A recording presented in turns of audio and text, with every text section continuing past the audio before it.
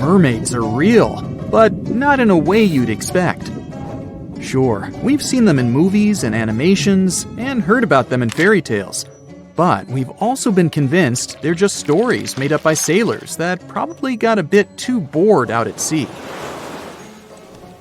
These creatures, looking half human and half fish, have indeed been spotted, but they're not nearly as attractive as you'd imagine. Christopher Columbus painted a pretty accurate description of what he saw while on his trip to America. Creatures that were not so beautiful as they were said to be, for their faces had some masculine traits. So, no, he didn't stumble upon Ariel out there. He caught a glimpse of manatees and another closely related species, the dugong. These animals are collectively called sea cows because of how big they are. By the time it reaches adulthood, a sea cow can be 6 feet long, around the size of a human. These creatures also have bones on their flippers that resemble fingers. What about the terrible kraken, the most feared sea creature ever to be spotted by sailors? Is it real too? Back in the day, the kraken used to be described as this evil octopus that made a career out of sinking ships and hurting the crew on board. It even got creative with its antics. If a ship was strong enough to resist its huge arms, it would swim in circles around it, creating a whirlpool that eventually sank the vessel. This genius sea villain isn't as big or bad as it was described. Yes, it does exist. We just call it the giant squid these days. There are no records of a giant squid ever attacking or sinking a boat. There's still little we know about these creatures because they live deep in the sea and are hard to study. We do know, though, that they can grow up to 60 feet long, which is scary enough if you ever got sight of one. Dragons are everywhere these days, in popular TV shows and books. Different dragon-like creatures have been described in stories from varying cultures, from Asia to Northern Europe. But their basic traits include reptile-like bodies, wings, and scary claws. Oh, and they're also said to breathe fire out of their mouths. Has any human actually met a dragon and got to tell the story? Sure, just not a live one. Long before we knew what dinosaurs were, people kept stumbling upon fossils of giant creatures that had all those creepy features we now associate with dragons. The claws, the wings, and the reptile-like bodies. As with everything else, humans tried to make up a story for what they discovered, even if they didn't necessarily have scientific information to back it up in the old days. Since dinosaur fossils have been found on every continent of our planet, including Antarctica, it's easy to see why there are dragon variations in a lot of cultures. We think of unicorns as these mystical creatures that only existed in fairy tales, but there was once an animal that fit the description of the one-horned creature. It was called the Cytomotherium, and it roamed Earth about 10 million years ago. Sure, it looked more like a cow than a horse, but it did feature one big cylindrical horn in the middle of its forehead. However, it did have another much smaller horn right next to it. They most likely used these horns to attract the opposite gender, but it's really hard to know for sure. I mean, they lived a pretty long time ago. Some other depictions of unicorns seem like they rather speak about the rhinoceros than anything else. The Siberian unicorn, for example, was a bigger and sturdier creature that lived in Eurasia until it went extinct around 39,000 years ago. And it wasn't as elegant as a horse, since it weighed 4 tons.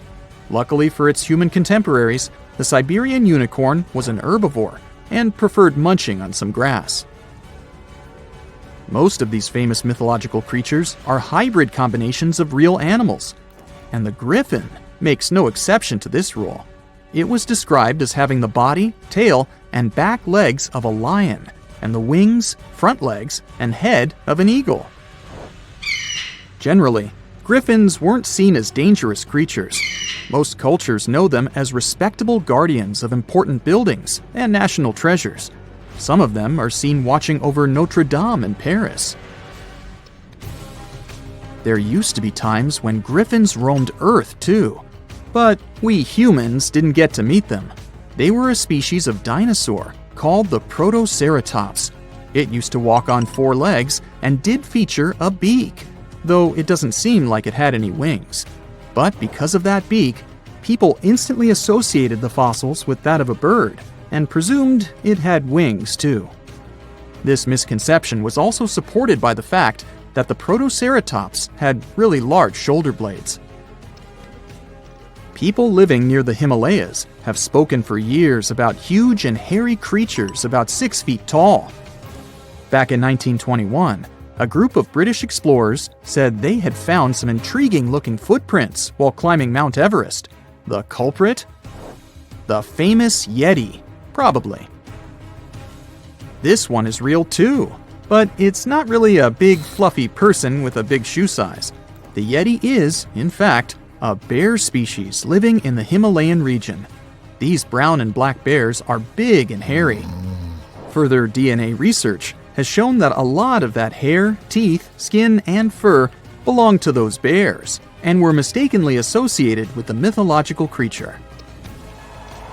Americans have their own version of the human-like hairy creature, but they call it Bigfoot, or the Sasquatch.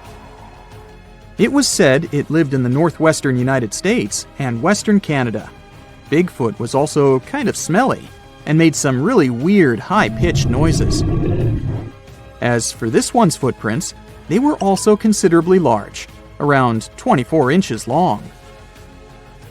British explorer David Thompson was thought to be the first one to see the footsteps of the North American beast in 1811. A lot of photographs and videos have appeared since then, but none have been proven to be true. So scientists still think Bigfoot doesn't exist. Dire wolves have been described as both fierce protectors of their lands and people living there, but also as vicious, huge wolves, easily capable of taking down humans. This myth had to grow up around something. In reality, these dire wolves went extinct 9,500 years ago, by the end of the last major ice age. Sure, they might not have been huge monsters, but they were larger than a standard wolf we see these days. Based on recent research, they used to weigh anywhere around 132 pounds and were capable of hunting really large animals: horses, camels, mastodons, and even bison. They had larger teeth and a stronger bite than our contemporary wolves. This one may not be so familiar to most people, but the roc was described as an enormous bird of prey in Middle Eastern literature. There's even a roc in 1001 Nights, the famous collection of Middle Eastern folk tales. The way the roc is described varies from region to region, but it's mostly said it was an eagle, powerful enough to pick up an elephant. No wonder people were scared of it, since it could have easily picked up humans and carried them over long distances. Not to mention you had no way to defend yourself against this bird, since bothering it mid-flight meant you could be dropped from a great height. Based on this nightmarish description, this creature most likely did not exist. But there are some fossil records that could explain where the myth came from, like those of a creature named the elephant bird of Madagascar. It was twice as tall as the average human, but it couldn't fly. It looked more like an ostrich, with really sturdy and muscled legs. Alrighty folks, gather around and let me tell you about the manananggal, a real charmer of a mythical creature from Filipino folklore. She's often described as a lady who likes to snack on sleeping pregnant women. But here's the twist. During the day, she's all dolled up and looking like a total babe. But come nightfall, she detaches her torso and spreads her massive bat-like wings to fly off into the darkness in search of her next victim. And she doesn't just stop at pregnant ladies. Nope. Sometimes she'll use her good looks to lead astray men and take them to her secret hiding spot where she'll feast on their heart, intestines, and other internal organs all night long. Yikes. If you're ever faced with a manananggal and want to stop her from reattaching her body before sunrise, just sprinkle some salt, ash, or crushed garlic on the remaining half of her body. Easy peasy, right? So keep an eye out for this winged wonder and don't forget the garlic! Okay, so check this out. In German folklore, there's this crazy creature called an owl. Basically, it's like a vampire, mixed with an incubus. And it wears this dope hat called a tarn cap that gives it all kinds of powers. This dude is all about preying on women at night by messing with their dreams. Oh, and it's into breast milk and sucking the blood of men and kids. The Alp can shapeshift into all kinds of stuff, like cats, pigs, dogs, snakes, and even butterflies. And it's got this evil eye that can totally mess you up with bad luck or sickness. But don't worry, you can protect yourself by hiding a broomstick under your pillow, pointing your shoes towards the door, hanging iron horseshoes from the bedpost, or putting a mirror on your chest. And if all else fails, just leave the lights on all night and shove a lemon in its mouth if you catch it napping during the day. Meet the Pontia Nuk, a spooky ghost from Malay mythology. Legend has it that she was a woman who passed away while giving birth, and now she's out for revenge. She's not your average ghost either. She's got long black hair, sharp fingernails, and a blood-smeared white dress. But watch out, because she's also a master of disguise. She can transform into a beautiful woman to lure in her prey before ripping out their insides. If you're ever out at night and hear the cries of babies or feminine laughter, beware. That could be the Pontia Nuk coming to get you. And if the sounds are quiet, she might be right around the corner. So keep your wits about you, and don't fall for any too-good-to-be-true ladies. Hey, did you know that according to Irish legend, every family has their very own banshee? This banshee lady is supposed to let out a piercing wail or shout when someone in the family is about to kick the bucket. Talk about a not-so-subtle warning, but don't let her eerie cry trick you. This banshee lady is said to be drop-dead gorgeous with long flowing locks and crimson eyes from all her crying. She's also known for wearing a gray shawl over her green threads. Fashionable and spooky? We're into it. Some people even say that this banshee can transform into a sweet-singing young lady who foretells the doom of the family. Yikes. And if that's not enough to give you goosebumps, she's also been spotted hunched over in the woods, crying her eyes out at night. Sounds like a real party animal, doesn't she? So next time you hear a blood-curdling scream in the middle of the night, just remember, it might just be your friendly neighborhood banshee giving you a heads up. Now let me tell you about the Kalupiluit. These creatures are like the boogeyman of the Arctic. They live near the ice floes and are known for snatching up kids who get too close to the water. But don't worry, it's just a myth to keep children safe. Now, the appearance of these critters varies from story to story, but they all have some things in common. They've got slimy green skin, long hair, and long fingernails. Their hands are webbed like a fish, and they wear these fancy parkas made out of eider duck feathers. Oh, and watch out for their flippers. One of them can emit a sound that'll paralyze you. But don't fret, you can outsmart them. Some clever Inuit hunters figured out that if they asked the Kalupiluit to shapeshift into a seal or whale, they could easily finish it and bring home a tasty catch. Yum! Some stories say that these creatures use kidnapped children to keep their hair looking fabulous. Talk about dedication to hair care. Others say that the kids are just devoured or used to fuel the Kalupiluit's youth. But here's a wild tale for you. There was once a grandma who couldn't feed her grandson, so she called upon a Kalupiluit to take him away. The tribe eventually got back on their feet, and a young couple went to rescue the boy. They found him tethered to seaweed by the Kalupiluit, but every time they got close, she'd drag him back underwater. They ended up waiting until sunrise to cut him loose.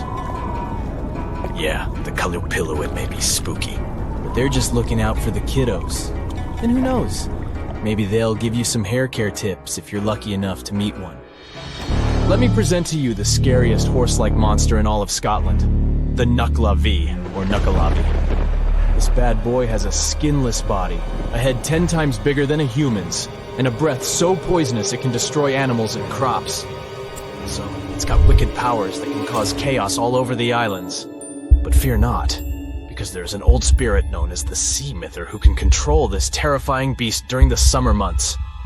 The Nucklavi has roots in Norse and Orcadian folklore, and was first documented by the mysterious Joe Ben using some fancy Latin manuscripts back in the 16th century. Ernest Marwick, an Orcadian writer and folklorist, thinks that this evil sea creature is similar to the Norwegian Knock, the Nuggle of the Shetland, and the shape-shifting Kelpie or water Kelpie. So, if you're ever out and about in Scotland and come across this scary guy, just remember, call on the sea mither and run for your life. This dude is South African Tokolosha. It may look like a gremlin, but trust me, it's way more mischievous. Apparently, witches and shamans can summon them with their magical powers, but there are ways to keep these troublemakers in check. One way is to give them some curdled milk. Apparently it's their favorite, and trim their hair so they can see. If that doesn't work, you can call in a witch doctor to use some good old-fashioned magic to exorcise them away. Now, according to South African folklore, these tokoloshes are mostly invisible and can suck on a stone to stay that way. So, if you want to keep them away from your home, scatter some special blessed salts, aka tokoloshe salts, along your door frames and windowsills. Or if you're feeling extra cautious, put some bricks under your bed's legs. Better safe than sorry, right? Have you heard of the chimera? She's a total monster, literally. This fire-breathing female hybrid is made up of all sorts of animal parts. Think lion-like body, goat-like head, and a tail that ends in a snake's head.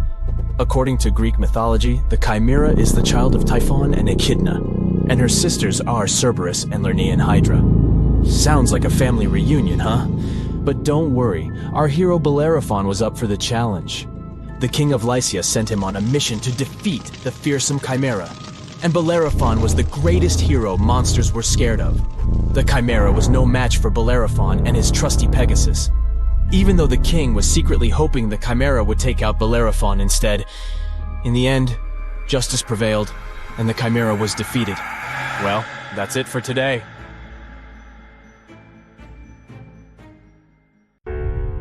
Now, if Earth's history were a movie, we humans would only take up the last second of the end credits. Our planet has been around for about 4.6 billion years, but our human story began about 300,000 years ago, in Africa. Now, our ancestors had some wild adventures in nature. They could have run into creatures so big they'd make today's elephants look like puppies. The woolly mammoth is a pretty famous animal, sure. His cousin, though, the Columbian mammoth, not so much. This giant used to roam places from Canada all the way down to Mexico. Unlike the furrier woolly mammoths, which hung out in colder places, these animals had shorter hair, resembling huge elephants. They also had incredibly large tusks, like 12 feet worth of spiraling sturdy tusks. And they weren't just for show, they came in handy when facing predators. That includes our ancestors. If you think about sloths these days, you're picturing these adorably slow creatures. They couldn't possibly be in your list of most dangerous animals. Well, their grandparents might have. For starters, we call them ground sloths, and they vary a lot in size. Some were as big as rhinos, and others, like the Megatherium, were as colossal as elephants. Imagine seeing a 20-foot-long sloth which doesn't mind chewing on some meat every now and then, at least in theory. Ever heard of Bigfoot? Well, our next animal kind of looks like him, but is a distant cousin to orangutans. Meet Gigantopithecus, the largest primate to ever call our planet its home. Standing tall at 10 feet and weighing more than 600 pounds, these animals were amazing to look at in real life. Unlike Bigfoot, they weren't constantly hiding. In fact, it's believed they were peaceful and gentle creatures. Sadly, they faded away about 100,000 years ago, mainly because their food sources slowly became unavailable. Those lush, fruity forests they called home eventually turned into dry grasslands. Next on our list is the cave hyena. Weighing a chunky 250 pounds and standing 3 feet tall, these beasts were as long as a grown-up lying down. What's even more interesting about these creatures is that they loved hanging out in groups. A pack could be as big as 30 of these animals, which meant they could easily take on even the biggest, heaviest mastodons. Our ancient families would have needed to stay alert around these hungry specimens. Sadly for these hyenas about 20,000 years ago, their numbers started going down. Soon enough, they completely disappeared from the planet. Quick pop quiz. what's called a tiger but isn't really one. It's the saber-toothed tiger. I mean, sure, they belong to the feline family, but they aren't technically tigers. First appearing around 42 million years ago, in July, I think, many of their kind were gone before we even showed up. However, early Americans might have bumped into a couple of specimens from this group. If that really happened, it would have been quite the encounter. Think of the biggest wild lion today or the hefty Siberian tiger. These big cats also had some incredible features hidden in their fur. They were good at sneaking around, hiding, and pouncing on mammoths bigger than themselves. Their bite wasn't that strong, but they could open their jaws wide, like twice as much as a lion. And although their teeth were a bit on the weak side, they had buff forearms to pin down their dinner, giving those big fangs a purpose. Not the kind of kitty you'd want to play with. Dire wolves made their debut about 250,000 years ago. They were like the gray wolves we know today, but a lot stronger. While wolves these days stretch out to about 6 feet and tip the scales at 170 pounds max, dire wolves were about 5 feet and about 150 pounds. Found all over North and South America, they had admirable jaws, biting nearly a third harder than their modern counterparts. Also, their favorite snack was horses. But just like many other majestic beasts of the past, they faded away around 10,000 years ago. Now, names can be deceiving. Take the American lion, for example. It's not really a lion, it's more of a panther's big cousin. The other part of the name is correct, though. They did live in America about 330,000 years ago. This feline was no lap cat either. They were at the top of the wildcat pyramid, weighing a colossal 772 pounds. That's like stacking 4 grown men on a scale. Even the mighty African lion would look a tad bit shy beside these beasts. With the muscle to take down a bison, you wouldn't want to accidentally interrupt their dinner. They parted ways with this planet around 11,000 years ago, right after the last ice age. Now, down in Australia, about 50,000 years ago, I wasn't around then, there lurked a relative of the Komodo dragon, the Megalania. Experts love to have debates on how big it was. Some say it stretched out to 23 feet. Others think it was just about 11 feet long. Either way, they were basically mega-sized Komodo dragons with a dangerous bite. If you think bears are already big and fluffy now, let's introduce the short-faced bear. While this big creature stood on its hind legs, it towered at 14 feet. With long limbs, they could outrun today's bears, hitting speeds up to 40 miles per hour. These ultra bears sadly disappeared around 11,600 years ago. Now imagine a crocodile. Okay, imagine that same crocodile, only supersized, with sporty legs, doing its thing in Australia about 1.6 million years ago. Well, say hello to the quincana. These crocs were extremely large, reaching 23 feet. And no, they weren't lazy river loungers. These creatures really love spending time on land. They evolved to have strong legs for their chases and razor-sharp teeth designed for slicing, not gripping. When did we stop sharing beaches with them? About 40,000 years ago. The name elephant bird might not sound familiar, but try to picture a bird that stood tall as high as a basketball hoop at 10 feet and weighed as much as a small car, 1,500 pounds. Their eggs were equally huge, like 150 chicken eggs bundled up into one. Now, as amazing as these birds sound, there's a lot we still don't know about them. They're hard to study, as most extinct animals are. Still, some recent studies have given us some clues. Scientists have been examining ancient molecules from their fossilized eggshells. It's an awesome piece of evidence, since these birdie shells were thick, preserving precious DNA inside. Plus, there are tons of these eggshell fragments sprinkled all over Madagascar's beaches. Because of these findings, we now know these birds were herbivores and loved eating leaves and seeds. We also know the tiny kiwi bird is its closest living relative. Now, dodos were these amazing birds we also used to share the planet with. They're like distant cousins to Asian pigeons. To give you some perspective, imagine a chunky bird weighing about 50 pounds. Similar to chickens, turkeys, and ostriches, dodos were also the types of birds that couldn't fly. Their wings were small, and they had the muscle strength of, well, a wet noodle. Now, you might have heard the word dodo used as a name for creatures that aren't that bright. Don't get confused, though, by this name. These birds were in fact intelligent. Scientists were able to figure that out by studying their fossils.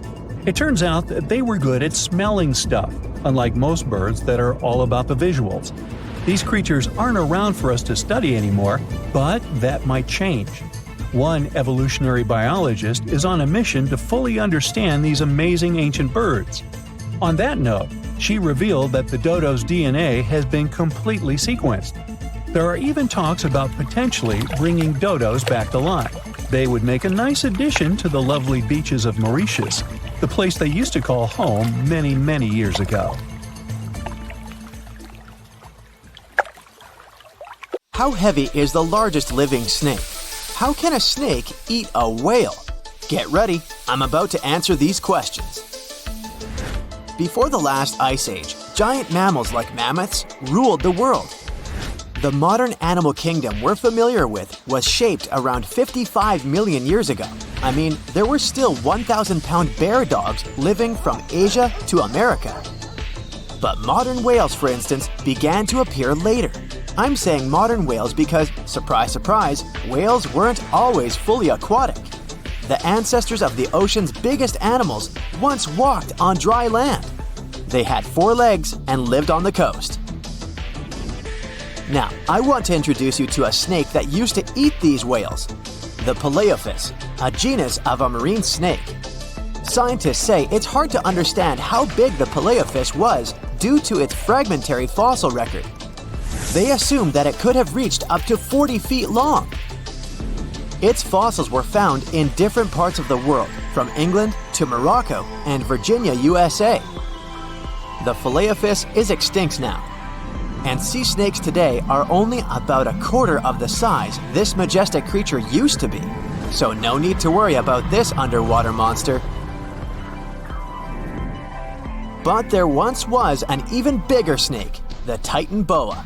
It was around 50 feet long and most likely weighed over a ton. It used to live in what is now known as northeastern Colombia, around 60 to 58 million years ago. Scientists say that it mostly fed on fish. Another giant animal that lived in the past was the black Gigantopithecus. These primates aren't related to gorillas. They lived in the area of modern China. Some people believe that they're still alive, but so far, no one has laid eyes on them. Some people even go further and say that the stories of Bigfoot or Yeti are based on these animals. This rodent became extinct about 2 million years ago. Its main habitat was South America, more specifically, Uruguay. What's astonishing about this species is that it was the largest rodent ever known. It was bigger than a bull. Scientists believe that it weighed up to 1,000 pounds. A distant relative of this rodent is still alive today. It's called the pacarana. It's a rare animal that lives in South America. It weighs up to 33 pounds and measures up to 31 inches, not including its cute and fluffy tail. The Arthropleura was an insect that lived in prehistoric times. Imagine a giant millipede measuring up to 8 feet in length. Here you go. It was one of the largest land animals of its era, about 315 million years ago. The Arthropleura's shell was covered with tough plates. These plates were there to protect the creature from damage. Most of the time, it burrowed into the ground to avoid becoming some other animal's dinner. Meet the megalodon. Millions of years ago, this shark lived in the ocean and ate other marine creatures. It had wide teeth, and its jaws were so powerful that the animal could finish off its prey with the force of its bite. It was one of the largest sharks to ever exist. Yet, this predator also went extinct. Scientists don't really know the reason. This made me wonder why animals were so big in the past. Nowadays, smaller creatures flee or hide from predators. But apparently, it wasn't like this before. Many centuries ago, animals didn't just run or hide, they fought back. Research suggests that this behavior may have been the most important motivation for prey to grow bigger. A study compared the skulls of ancient animals to those of their modern peers. The skulls of predatory animals have become shorter and narrower, while the skulls of the animals they hunted have become longer and broader. This means that predators learned to become experts in hunting, while prey worked on developing their defense skills. You see, a larger body size was a great advantage because it made it harder for predators to take down the animals they hunted. The bottom line, self-defense made prehistoric animals larger. The second reason why ancient animals were larger is related to their bones. They had hollow bones, which are lighter than solid bones. This type of bone allowed large animals to move quickly. Let's take sauropods. They were a dinosaur subgroup. Sauropods had giraffe-like long necks and snake-like long tails. Compared to their body size, their head was really tiny. But since their bones were quite light, they could move around without having to carry additional weight. The eating habits of these animals were also related to their body size. When experts examined the fossils of one extinct mammal species, they found out that these animals had a diet that was high in nutrients and low in fiber. And this mammal was the largest land animal of its period. In other words, following this diet, mammals could grow to be very large. There was plenty of food out there, so they didn't have to worry about finding it. Fun fact, these animals also took chewing out of the picture.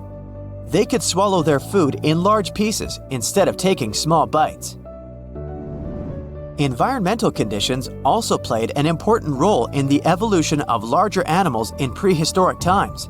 Those animals tended to live in warm, moist climates that provided them with a lot of food. They didn't have to compete for food sources. Researchers believe that because of these conditions, natural selection worked in a certain way. I mean, body size was more important than such traits as agility and speed. Oh, and did you know that large animals tend to produce more carbon dioxide? And ultimately, a bigger volume of carbon dioxide increases the amount of vegetation in the animal's habitat. As for the abundance of oxygen in the atmosphere at that time, it could be another vital element for some animals' growth. A good but scary example of an animal that benefited from the high levels of oxygen can be the cockroach of the Paleozoic era. At that time, cockroaches were the size of modern house cats. Now this one would give me the chills if I ever faced it. Ugh. What about today? Well, there are over 3,000 species of snakes on Earth. The smallest snake in the world is the Barbados thread snake. It's only around 4 inches long when fully grown, and the largest one? It's the reticulated python. This snake reaches around 20 feet in length. The longest python was discovered in 1912. It measured 32 feet long. As for the largest and heaviest reticulated python, it was named Medusa. Medusa was approximately 25 feet long and weighed 350 pounds. These reptiles lived in Southeast Asia in rainforests, woodlands, and grasslands. Don't be confused though, the reticulated python isn't the heaviest snake in the world. This title belongs to the green anaconda. It weighs approximately 500 pounds. Green anacondas are found in South America and Trinidad in damp, humid areas. I have a bonus for you. Here is a flying snake. You can find these snakes in Southeast Asia. They don't fly like birds, of course, but they do use the power of flight. They can go as high as 300 feet. They leap from tree branches into the air. Once they take off, it's all about aerodynamics. Their main technique is flaring their ribs and pulling in their abdomens. While airborne, they undulate from one side to another and slightly up and down. This motion helps snakes to turn and glide. Why bother with all this if they can just crawl in an old-school way? Scientists aren't sure, but they believe it might be related to escaping from predators. This way, they move from one tree to another without having to get down to the ground. Every now and then, people discover fossils of animals that lived millions of years ago. these ancient discoveries continue to capture our imagination. Which of these animals would you like to see alive? Researchers have been waiting for this find for a long time. They came in all shapes and sizes. It would have been hard to distinguish them from dinosaurs. Most species weren't bigger than a mouse. It's like a reminder of a long-gone era when its ancestors walked on all fours. The first mammals to walk the earth were different from us humans in one important aspect. We walk on two legs. That makes us bipedal. But the first animals that made the transition from sea to land were tetrapods. This means they walked on four legs. The story of these creatures began in present-day Scotland. The region is home to the first terrestrial ecosystem in the world. The rock here is made from silica. This material is the building block of glass. Hot volcanic springs formed these rocks more than 400 million years ago. Such land composition is a treasure trove for paleontologists. These are the scientists who study the fossil remains of animals and plants. In Scotland, they found everything from plants with preserved cells to the oldest known fossils of insects. They even discovered a fungus that grew up to 29 feet tall. But there was one find that stood out from all the other ones. In 2015, scientists unearthed fossils of four-legged animals. The place of discovery was Willie's Hole, near the hillside village of Churnside in the south of the country. Researchers dated the finds to the Paleozoic era, about 360 million years ago. This was the time when the early ancestors of the dinosaurs thrived. The world was a much different place back then. Today, we associate Scotland with cold and rain, and kilts and golf. But at that time, this land sat closer to the equator. It had lush vegetation, and its climate was hot and humid. Droughts and flooding were quite common. It was the perfect setting for an important evolutionary event. Researchers have been waiting for this find for a long time. The fossil records had a 15 million year gap. Its name was Romer's Gap, after the Harvard professor who described it. Science was missing fossil evidence of the animals that ventured onto land on all fours. The 5 fossil species they found in Scotland shed light on this mystery. The first tetrapods were divided into 2 large groups.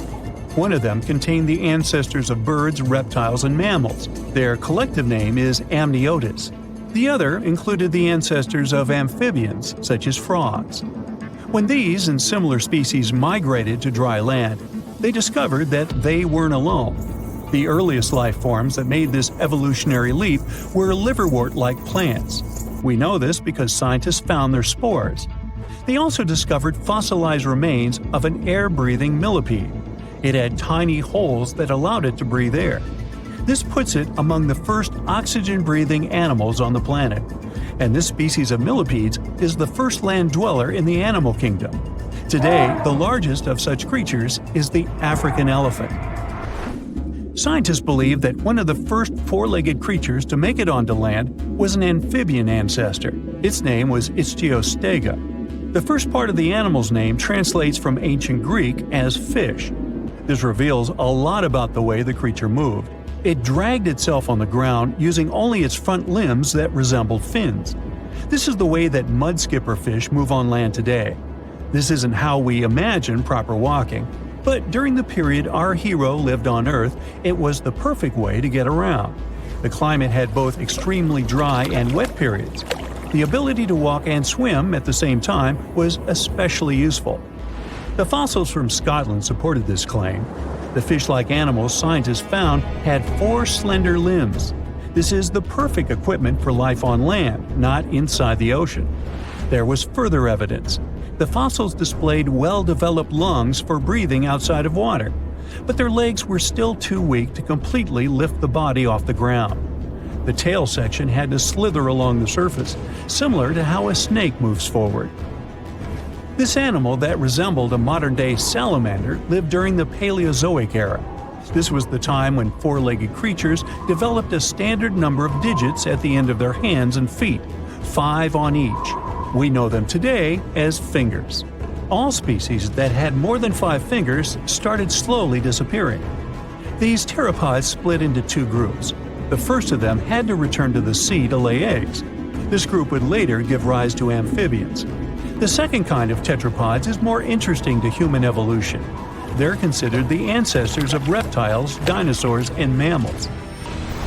The Permian period came at the end of the Paleozoic. By this time, all life forms on Earth inhabited the supercontinent of Pangaea. There were vast deserts far away from the oceans.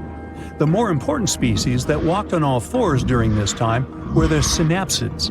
They came in all shapes and sizes, but the only subgroup of synapsids to survive into the Cenozoic were the mammals.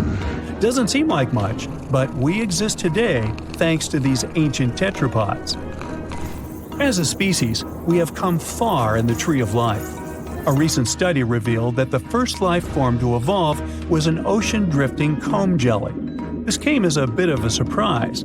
For a long time, researchers believed that the simple sponge was the oldest animal on the planet. After analyzing vast amounts of data, comb jelly came on top, or the bottom, depending on how you look at the tree of life.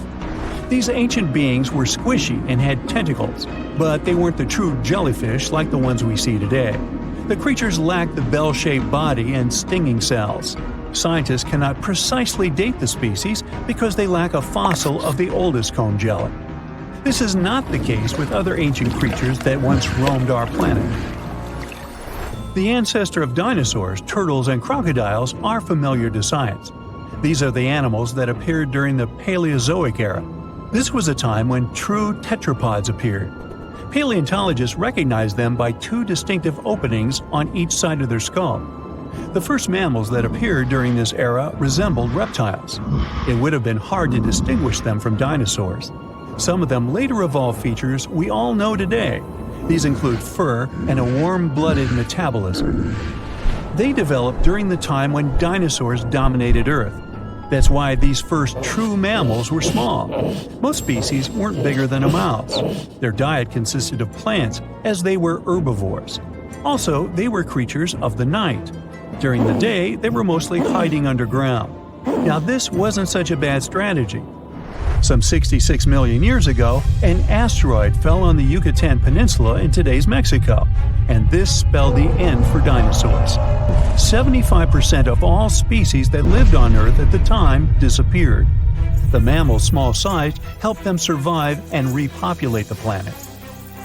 The era in the history of our planet that followed the Mesozoic was nicknamed the Age of the Mammals. The climate became warmer, so grasslands expanded. These were the ideal conditions for tetrapods to grow in size. Some mammals decided not to take this evolutionary path.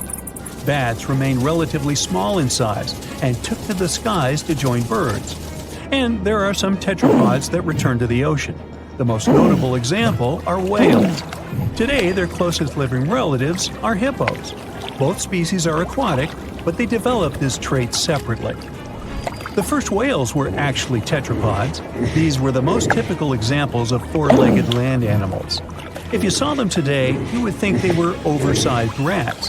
That's what whales looked like some 50 million years ago.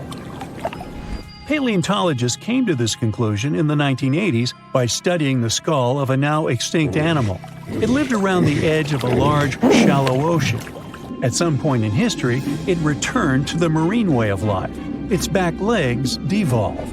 But sometimes, biologists stumble upon a living specimen of a whale that still displays tiny hind limbs in its skeleton. It's like a reminder of a long-gone era when its ancestors walked on all fours. Turns out the Loch Ness monster might just be a massive eel. The researchers dug into eel stats to see if this theory held any water. Now, when it comes to the size of Nessie, estimates vary. Some say she's around 3.5 to 6.5 feet, while others claim she's larger, some 49 to 66 feet. But the scientists realized that these size estimates didn't quite match up with the loch's biomass. So they started thinking that maybe there could be multiple smaller Nessies swimming around. They dove into catch data from Loch Ness. Turns out the majority of eels in the loch, or lake for us non-Scots, are on the smaller side. So even though you might spot some large eels splashing around, they're not likely responsible for those sightings of enormous creatures. The researchers think it could be wave phenomenon or random animals taking a dip. But the Loch Ness Monster mystery can't be solved by super eels after all.